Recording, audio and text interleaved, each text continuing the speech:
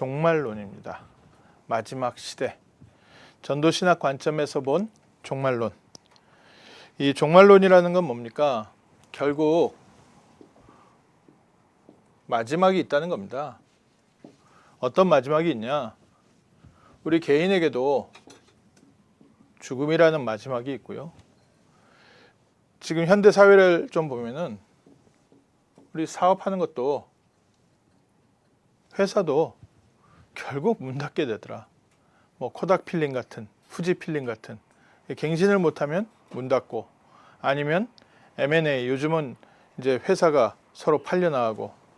그래서 미국에 처음에 자동차를 만들었던 수많은 회사들이 있었는데 그 모든 회사들이 뭐 M&A 하고 뭐 사고 팔고 막 하다가 결국 지금은 포드하고 크라이슬러 두 회사가 거의 대표할 만큼 그 밑으로 다 그 메이커들도 들어갔고, 그 안에 이름이 남아 있다가도 이름마저도 좀 없어진 뭐 올즈모빌, 한때는 참 잘 팔리던 차였는데 이런 차종은 지금 또 나오냐 안 나오냐 싶을 정도로. 회사도요, 50년 전에 100대 기업에 들어갔던 회사들이 50년 후에는 100대 기업에 남아있는 기업이 몇 개가 안 될 만큼, 그 정도로 지금 모든 산업과 모든 것은요 끝이 있습니다. 우리가 영원할 것 같지만 또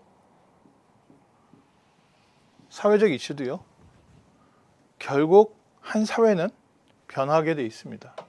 지금 저희가 공산주의에 대해서는, 거의 공산주의 이론에 대해서는 전 세계적으로 사람이 중심인, 사람을, 인격을, 인권을 존중하는 것은 맞지만 공산주의적 경제 체제 갖고는 사회가 유지되지 않는다라는 결론이 나와서 소련과 그 중국도 공산주의 체제를 버렸죠.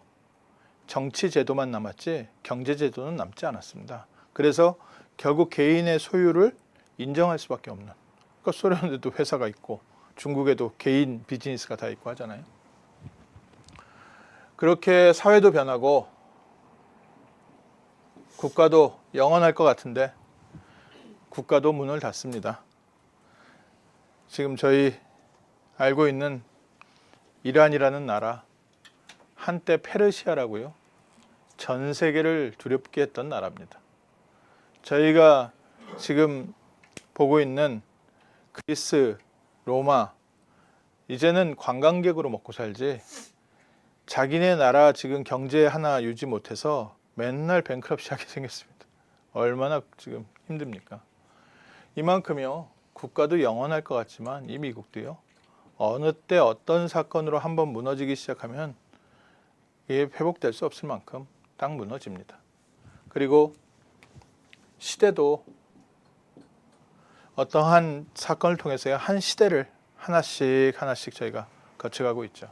그래서 그런 의미에서의 종말론, 개인도 끝이 있지 않냐, 우리 모든 사회는 끝이 있다. 그런데 성경에서 말하고 있는 건 뭡니까? 성경에서는 지구와 인류의 종말을 얘기하고 있습니다. 그래서 과학적으로 보면은 지구가 멸망된다는 것은 엔트로피는 증가한다, 혼란도는 증가한다. 그래서 결국 이 자연은 언젠가는 파괴되게 돼 있다. 태양도 언젠가는 저것이 다 타고 나면 더 이상 에너지를 줄 수 없는 상태까지 될 것이다. 이제 이런 부분들에 대한 과학적 사실도 있고요. 그래서 나오는 영화들이 뭐 화성으로 옮겨가지고 화성에 식민지를 만들어서 거기서 사는 거, 그거 어떻게 살 것이냐, 사람이 살 수 있는 조건을 어떻게 만들 것이냐, 이제 그런 영화들이 전부 다 종말론적 영화입니다. 이제 전쟁에 의해서 한 나라가, 한 시대가 문을 닫는 그런 영화도 있고요. 그 유명한 영화죠, 아포칼립스라고 해가지고 그 마야 문명의 사람들이 막 자기네들끼리 싸워가지고 결국 이 주인공이 자기 가족을 구해서 자기는 살아남았는데 전쟁이 막 끝나면서 바다를 봤더니 바다에 스페인 함대의 배가 쭉 떠 있는 거, 그게 마지막 장면이거든요. 너무나도 저는 그게, 야, 저게 세상이다. 나 혼자 이겼다고 하는데 진짜 더 큰 적이 와 있는데 지금 그 사람들이 들고 있는 뭐 칼, 활 이걸로는 해결 안 되는 문제. 세상은요, 한 문제 끝나면 또 문제가 오고 또 문제가 오고 그런 종말이 있습니다. 근데 이제 이런 개인 죽음에 대해서도요, 우리가 알고 있는데 죽음 이후에 우리 사후에는 어떤 것이 기다리고 있냐. 그래서 성경에서 말하는 천국과 지옥, 이것이 있고, 천주교에서는 뭘 얘기하고 있습니까? 이게 이제 구원론하고 연결이 돼서 점점 이제 신학이 발달되어 오면서 종말론은 구원론하고 연결이 되는데, 행위 구원을 설명을 하다 보니까 예수는 믿었는데 삶이 치유되지 않은 사람, 저 사람은 아직 천국 갈 자격이 없지 않겠냐. 이제 그러면 그 부분에 대해서 무언가 설명을 해줘야 될 거 아닙니까? 그래서 성경에 전혀 나와 있지 않은데 천주교에서 행위 구원에 대한 부분에 대해서 교리를 백업하기 위해서 만들어낸 이론이 연옥입니다. 연옥이 있어서 이 땅에서 해결하지 못한 죄를 그곳에서 눈물로 참회하는 기간이 있다. 그래서 그 참회가 충분히 끝나면 그제서야 천국에 들어간다. 그래서 속죄표, 왜 중세시대에 속죄표를 팔았냐? 이제 베드로 성당 짓기 위해서 그 헌금을 마련해서 팔았는데 그 속죄표의 기능이 뭐였냐면은 늘 말씀드리잖아요. 이 속죄표를 사면 연옥에 있는 너희 부모님이, 또 자식 먼저 죽은 사람은 연옥에서 아직 죄 문제 해결 못한 당신 자식이 이 헌금함에, 속죄표 사는 그 동전함에 동전이 땡그랑 떨어지는 소리와 함께 천국으로 올라간다. 그게 속죄표입니다.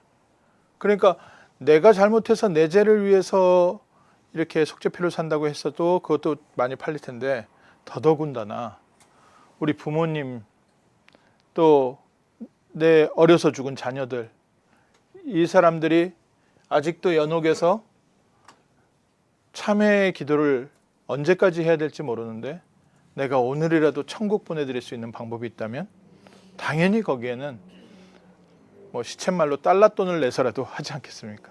그렇게 이제 돈을 모으니까 전혀 성경에 있지도 않은 내용이고, 그 속죄표는 더더군다나 말도 안 되는 내용인데 그걸 가지고 마틴 루터가 이건 아니지 않냐 하면서 이제 95개 조항을 붙이면서부터 시작된 게 그게 종교개혁입니다. 또 하나 설명을 못하고 있는 부분이 림보라는 단어 들어보셨을 겁니다. 이건 연옥하고 좀 다른 단어인데요.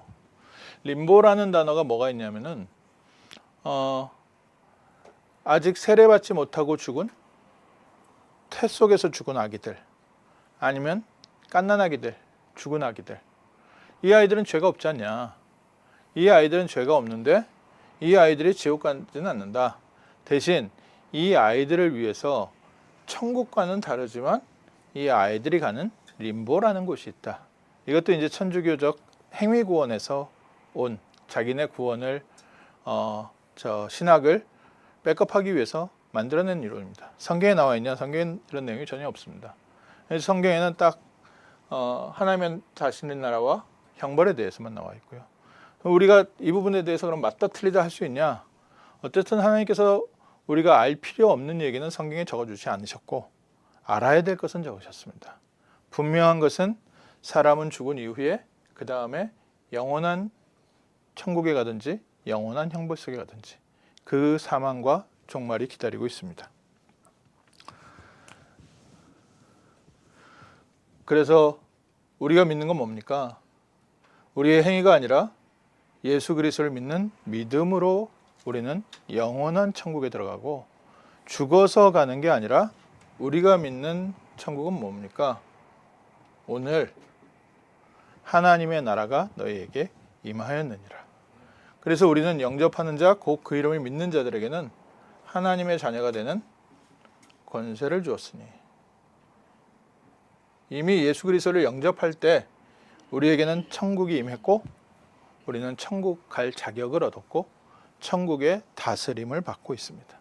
그래서 우리의 종말은요, 단순히 육신적 죽음으로 끝나는 게 아니라 우리의 죽음은 영원한 생명으로 연결되어 있습니다. 그래서 이미 영적으로 죽은 상태에서 살고 있기 때문에 죽음 이후에 영원한 죽음으로 이어진다. 그게 성경에서 말하고 있는 부분입니다.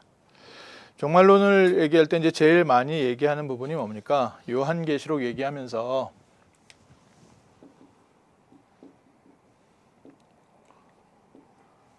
그리고 7년 대환란, 그리고 예수 재림. 이제 종말론을 설교하는 분들이 전부 제일 많이 갖고 있는 주제고, 신천지라는 이단도 딱 이거 가지고서 계속 얘기하고 있습니다. 그러니까 왜 신천지에 들어가냐? 신천지식으로 믿어야 신천지에 들어가게 된다. 이제 그래서 신천지라는 겁니다. 이 비밀이 성경에 봉인을 떼어준다라는 표현이 있지 않습니까?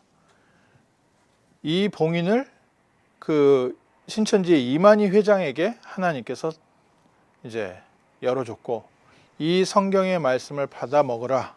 이제 나오면 입에 쓴데 이제 달게 돼서 그 성경의 말씀이 깨달아졌다. 해서 이만희가 성경을 계속 보다가 깨달아져서 이 천년왕국과 재림, 이 계시록을 풀게 됐다. 그래서 계시록의 비밀. 근데 왜 이제 성경 일부분들을 좀 이렇게 저희가 성도님들도 좀 아셔야 되고 말씀 사역자 하실 분들은 아셔야 되냐? 이 사단이요, 아예 교회 자체가 세상에 영향을 줄 수 없을 정도로 무능하게 만들어 놨고, 근데 그나마 교회를 다니고 있는 성도들을 이런 걸 가지고 미혹하고 있습니다. 또 틀린 이론을 가지고 계속 공격을 하고 있는데, 이미 계속 전도신학 말씀드리면서 무슨 말씀드립니까? 예수님이 십자가에서 부활하시고 승천하신 이후에 교회는 2000년의 역사를 겪었습니다. 2000년의 역사를 겪다 보니까 2000년 동안 오늘 우리가 하는 질문을 똑같이 하는 사람들이 2000년 동안 있었다는 겁니다. 그 안에 정말 똑똑하신 분도 있고 정말 하나님의 사람도 있고 많은 학자들이 있어서, 특히 그때 당시에는 다른 학문이 없어서 다른 전공이 없었어요. 전공하면은 뭐 법학, 그 성경, 이게 이제 전공이에요. 최고 성공한 사람들이 이제 사제가 되고, 똑똑한 사람들 아니면 사제가 될 수 없었거든요. 그 많은 사람들이 한때 스콜라 학파, 스콜라 철학, 중세의 그 신학을 스콜라 철학이라고 하는데, 완전히 그때 당시에는 학자들이었습니다. 그러니까 그 학자들이 신학을 만들어 가면서 이제 신학을 해석하다 보니까 이걸로 이제 막 계속 할 만큼, 그만큼 풍성한 주제를 가지고 깊은 연구와 충분한 대화가, 논쟁이 오고 갔습니다. 그리고 종교개혁 이후에 복음 중심으로 다시 회복해서 신학자들이 또 어마어마한 논쟁을 하면서 지금까지 왔습니다. 그러다 보니까 지금 내가 깨달았다고 하는 게요, 글쎄요, 웬만한 건 거의 없어요. 저희가 왜 전도신학이 좀 이게 심한 표현이잖아요. 2000년 만에 이게 회복된 전도신학이다라고 표현을 하냐면은, 지금까지 하나님은 우리를 구원하시는 하나님으로 하나님을 이해를 했는데, 하나님은 지금도 그 구원을 이루시는 하나님 해서 전도하시는 하나님이라는 성경을 보고 나니까, 아, 성경에 그동안 정리되어 있던 내용이 정말 하나님은 지금도 구원의 역사를 이뤄가시는구나. 그래서 전도신학이 필요하구나 라는, 지금까지 2000년의 역사 다음에 나온 거지, 지금까지 2000년 동안 있었던 게 싹 다 없었고 틀렸고 이 얘기가 아닙니다. 지금 종말론 얘기하시는 분들을 이제 얘기를 해보면요, 천년왕국에 있어서는 이론이 4가지가 있습니다. 뭐 4가지 다 자세하게 하실 필요는 없고요. 이제 천년왕국이 지난 후에 예수님이 재림 오신다, 이런 이론이 있고요. 또 어떤 이론이냐면은, 세대주의 지금 좀 약간 천주교 계통, 천주교 아니라 침례교 계통 이쪽에서 이제 얘기하는 부분이, 예수님께서 그 공중에 재림하신 이후에 그 다음에 천년왕국이 있고 그 다음에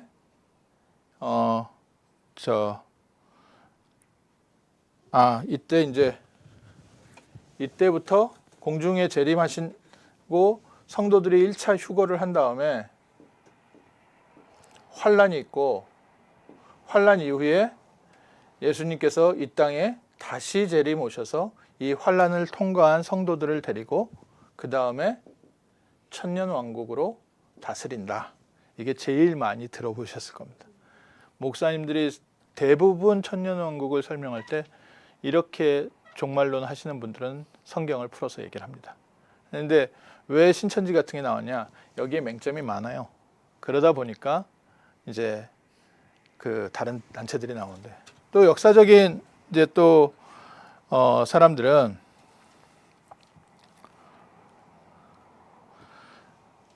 대환란 이후에 예수님께서 재림하시고 천년왕국이 된다. 이게 이제 많은 교회들이 이렇게 믿는 교회들이 많이 있죠. 이제 그 대환란을 겪은.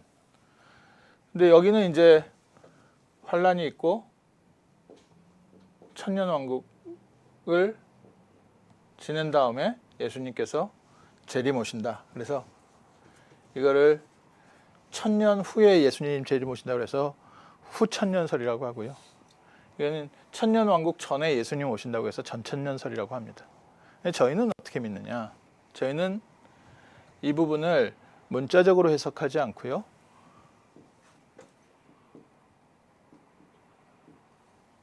무천년설로 믿습니다. 예수님께서 이미 이 땅에 오셨을 때부터 우리는 예수님이 다스리는 천년왕국이 시작된 것이다. 그 안에서 여러 환란을 통과하는데 예수님이 마지막 때에 재림 오실 것이다. 그리고 그 후에 심판이 있을 것이다. 어느 게 더 성경에 맞냐? 이제 이게 다 성경에서 해석했기 때문에 뭐가 더 맞다 틀렸다 하긴 없는데 이해를 어떻게 했느냐에 좀 따라서 복음의 이해에 따라서 좀 다릅니다. 그러니까 7년 환란을 어떻게 해석하느냐? 이제 그 계시록 가지고서 좀 뭐랄까 공포스럽게 설교하시는 분들이 대부분 이제 여기에서 이렇게 하는데 여러분들이 지금 짐승의 표를 받든지 뭐 이렇게 생체 인식칩 뭐 이런 걸 받으면 예수님이 공중에 재림 오실 때 그때 휴거를 못 받고 이 땅에서 고통스러운 7년 환란을 통과해야 그제서야 여러분들이 이제 예수님 다시 오실 때 겨우 가니까 지금부터 우리가 딱 끊고 살아야 된다. 그래서 뭐 엄청난 저거를 하고 또 저기에는 어떤 좀 이론도 있냐면은 백투 예루살렘 같은 예루살렘에 예수님께서 다시 오셔서 이 땅의 지상 천국이 된다. 그리고 많은 환란 때 이때 수많은 사람들이 예루살렘 그 시온산 근처에서 그 환란을 피할 그 땅 구멍 속에 들어갈 거기 때문에 벙커 속으로 들어갈 거기 때문에 거기에 어마어마한 음식을 지금 미리 벙커를 만들어 놓고 하는 지금 전부 이제 이 계획인데 전도적인 입장에서 봤을 때 하나님께서 우리를 회복시키실 때는 이미 그리스도의 왕국은 천국은 가까이 왔느니라. 예수님이 임재하시면서부터 우리는 예수님이 다스리는 나라 가운데 살고 있고 하나님의 자녀가 이 땅에서 지금 왕노릇하고 있습니다. 우리 한 사람 한 사람이 지금 이 땅에 천년왕국을 회복시켜주고 있고 성경에 기록된 대로 여러 환란이 함께 있지만 구원받은 하나님의 성도를 이길 수 없다. 또 마태복음 24장에 나오는 것처럼 여러 마지막 말세에 갈수록 더욱더 어려운 일들과 힘든 일들, 전쟁과 기근이 많아질 것이다.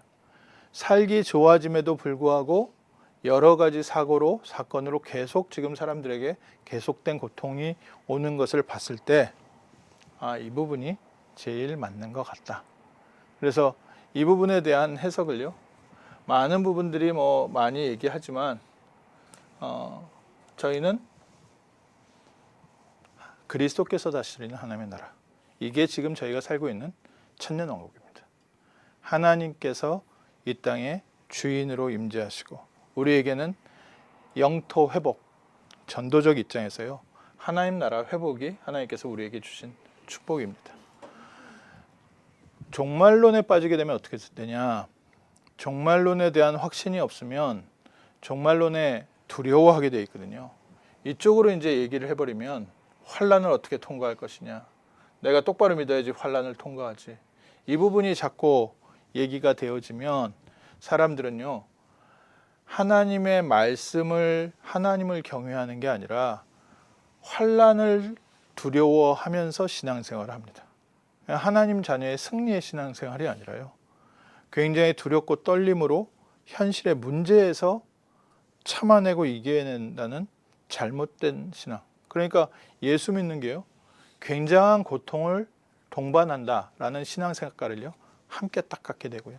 사람들에게 구원받은 하나님 자녀의 신분과 권세가 훨씬 이 모든 것을 뛰어넘을 수 있는 힘이 있는데 이 신분과 권세에 대한 것보다는 현실 문제를 더 크게 만드는 거죠. 그래서 적그리스도 얘기 나오면요. 다 대부분 떱니다. 왜 떱니까? 이 적그리스도를 어떻게 이기냐 이거죠. 적그리스도가 나면 무시무시해진다. 그럼 우리 그리스도는요. 아주 나약해지는 거예요. 적그리스도가 그렇게 강하면 우리를 구원하신 그리스도는 그때 그 자기 백성과 자기 성도를 하나도 도와줄 수 없는 아주 나약한 그리스도가 되는 이게 사단이에요. 교묘하게 속입니다. 그래서 저희가 확실하게 복음 중심으로 전도신학적으로 봤을 때는 마지막 때에 많은 일들이 있지만 두려워하지 마라. 이 천국 복음이 모든 민족에게 증거된 이후에야 그제야 끝이 오리라. 그래서 우리는 승리의 삶을 살고 있습니다.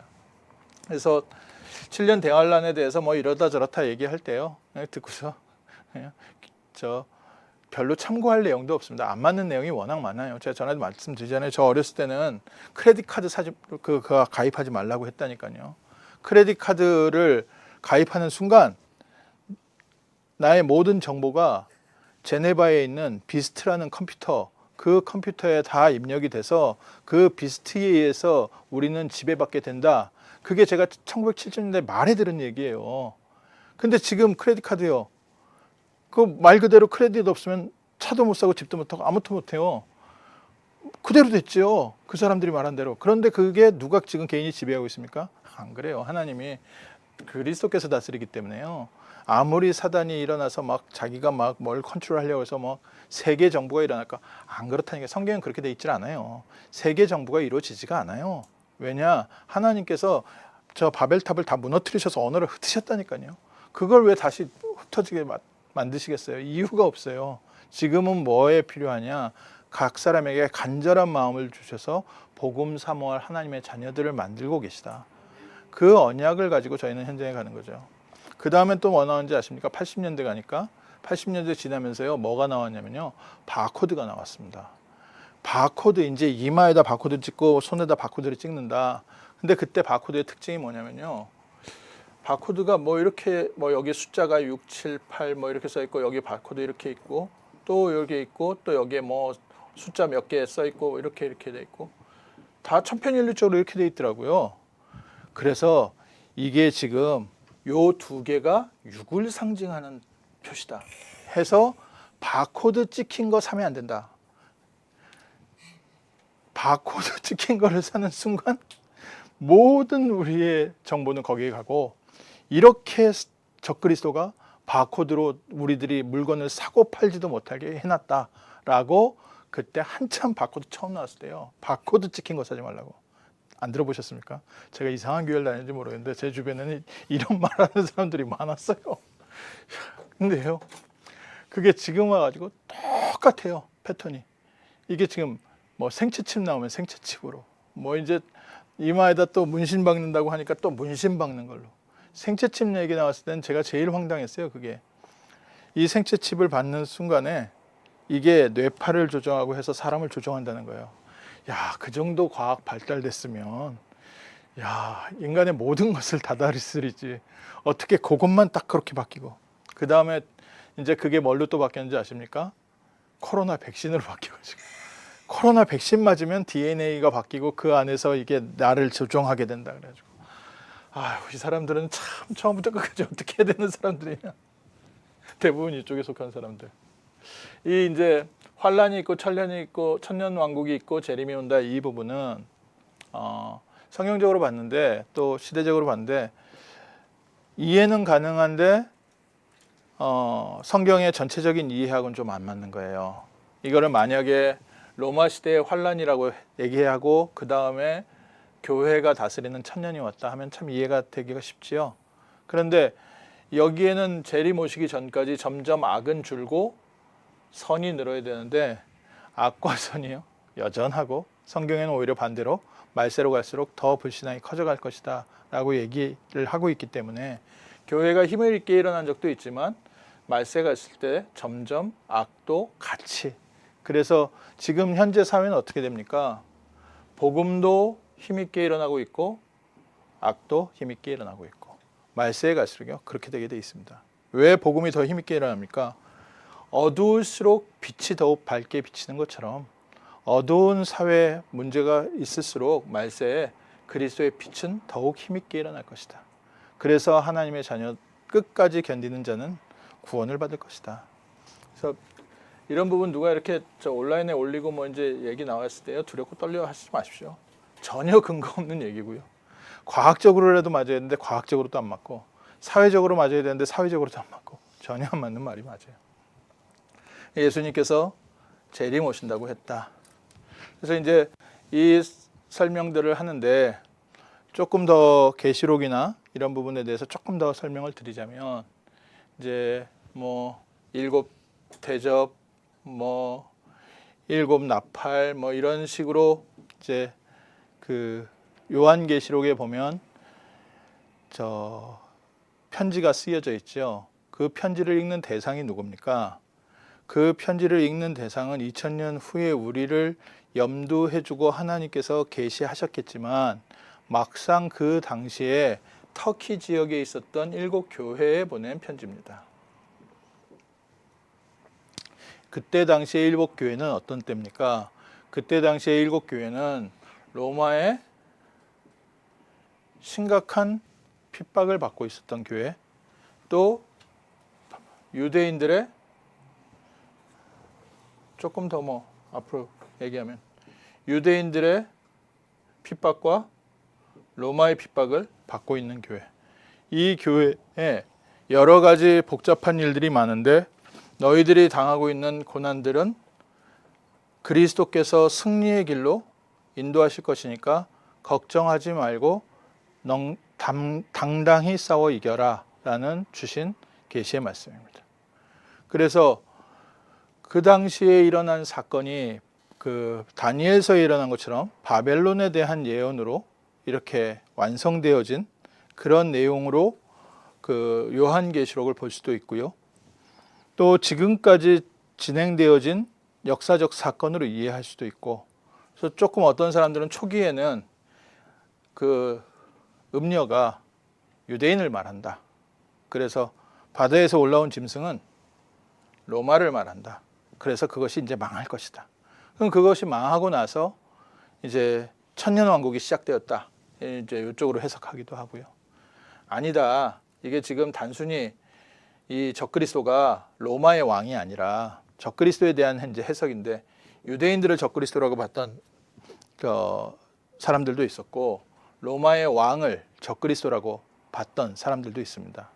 그러니까 이런 얘기 지금 저 적그리스도 얘기하는 사람들한테 얘기하면은 저 쉽게 말하면은 처음 듣는 얘기일 거가 많을 겁니다. 뭐 나중에 적그리스도가 막 죽었다 살아나고 이때 당시에 있었던 사건들을 해석해서 로마의 황제에 있었던 일들, 기독교를 핍박했던 사람들의 일들에 대해서 해석하기도 했고요.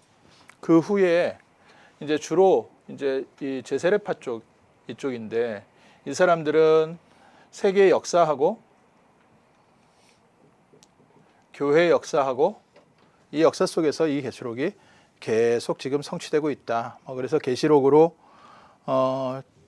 있었던 사건들을 통해서 1차, 2차 대전도 설명하려고 들고 그리고 이제 현재도 설명하려고 들고 그런데 이거는 시간 지나서 한참 지난 다음에 하나님께서 우리에게 알게 하시는 부분.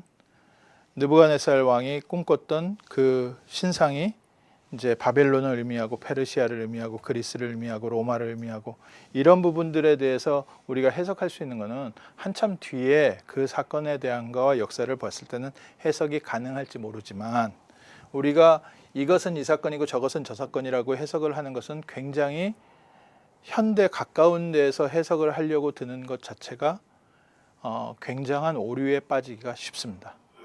그래서 그것에 빠져서 나는 이걸 깨달았고 나는 이걸 알았고 하나님께서 보여줬다 하는 사람들만큼 위험한 사람이 없습니다.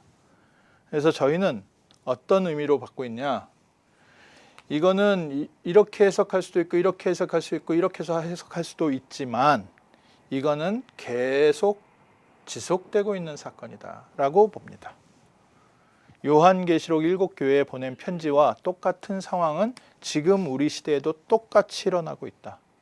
이 핍박이 언제 한 시대에 끝나서 끝난 게 아니라 저희는 지금 미국에서 모여서 편안하게 예배 드릴 수 있는 환경이 되어 있지만 지금도 공산 치하에서 모슬렘권 안에서 여러 다른 종교가 국교인 나라에서 기독 신앙생활을 하고 계시는 분들은 이때와 똑같은 환란을 통과하고 있습니다. 한국 같은 경우에도 일제시대를 거쳤고요. 6.25 때를 거쳤어요. 그러면서 지나온 사건들로 이것은 지금 7교회처럼 7교회의 모습도 이건 뭐 몇 년도다 몇 년도다 몇 년도다 이 사건이 아니라 오늘날 우리의 교회도 동일하게 이 모습이 있고 지금 현장에 일어나는 사건도 우리의 삶에 일어나는 교회들이 통과하는 사건도 이건 지속적으로 주님 오시는 그날까지 반복되는 우리 현장 얘기다라고 해석을 하는 게 가장 맞는 해석으로 저희는 해석을 하고 있습니다. 이게 왜 필요하냐? 그래야 우리에게 이 현장을 살릴 수 있는 그리스도가 필요하기 때문에 이 말씀을 주시고 이 말이 다 맞다 할지라도 이 말은요 아무리 깨달아도 구원받을 수가 없습니다. 앞으로 사고 날 것이다. 사고 날 것이다가 중요한 게 아니라 사고를 어떻게 막느냐가 중요하잖아요. 사고를 막는 능력이 없다면 사고 난다는 것은 경고는 계속해도요 그것은 그냥 의미 없는 외침일 뿐입니다. 의미 없는 파장일 뿐이에요. 근데 우리는 이런 사회 속에서 승리의 그리스도, 우리의 왕된 만왕의 왕 되신 그리스도께서 우린 주인 되셨다. 하나님께서 우리를 그리고 이 그리스도를 증거하는 전도자로 삼으셨다. 말세가 가까울수록요 여러 거짓 선지자들이 내 이름으로 올 것이다. 예수님께서 말씀하셨습니다. 그런데 그게 단순히 유대 시대, 초대교회 시대에도 예수 이름으로 능력을 행하면서 예수처럼 행했던 사람도 있고요. 초대교회 당시에 로마 핍박 속에도 여러 신비주의자들이 있었고 영지주의자들이 있었고 그 후에 교회가 힘을 얻고 나서는 아예 교황이 예수처럼 그렇게 행동한 적도 있었고 지금도 수많은 귀신의 영에 잡힌 이단들이 나를 재림 예수로 믿어라 라고 말하는 게 어마어마하게 많습니다. 그러니까 성경에서 말하고 있는 적그리스도가 하나가 아니라 성경에는 수많은 적그리스도가 있는 거예요. 그리고 우리 현실에도 수많은 적그리스도가 있습니다. 오늘날은 어떤 적그리스도가 있습니까? 그리스도를 믿지 못하게 하는 사회 문화 자체가 적그리스도가 되어 있습니다.